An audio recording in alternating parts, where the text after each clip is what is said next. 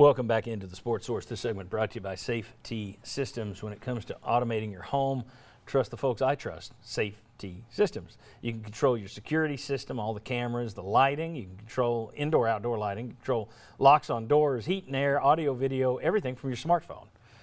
It's just fantastic. Safety Systems can do it all for you. Give VFL JJ Surlis a call this week and ask them about home automation or security systems or home entertainment systems or all of it. They do it all. All right.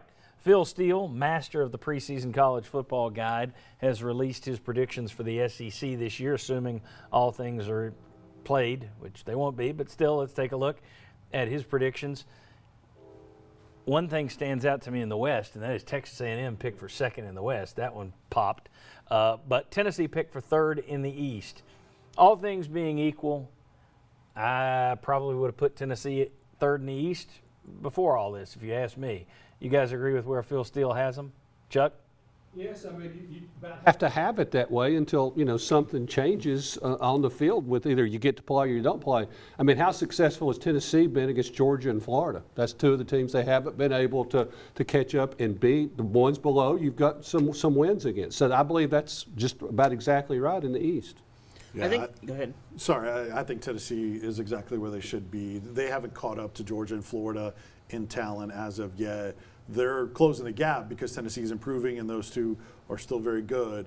I also agree with Georgia over Florida. Plenty of other people are going the other direction, but that order of finish in the East to me is exactly the way I would have it, David. Yeah, I think the interesting thing for Tennessee is I think they have a lot more upside than downside. Mm-hmm. I think you look at the four teams below them. I mean, Tennessee has a better roster than those teams, and I think Tennessee. Does something happen and maybe guys develop a little faster? Maybe you're a year ahead of schedule and maybe you can leapfrog Florida. Maybe. Personally, I like Georgia for the playoff, the hypothetical playoff that would be occurring. Yeah. I really think adding Todd Monk into that was huge for them more than anything else. And of course, how they've been recruiting the last 5 years is the biggest part. But Tennessee, I think third is about right. But I think the odds of them finishing second are much higher than the odds of them finishing like fifth and going 6-6.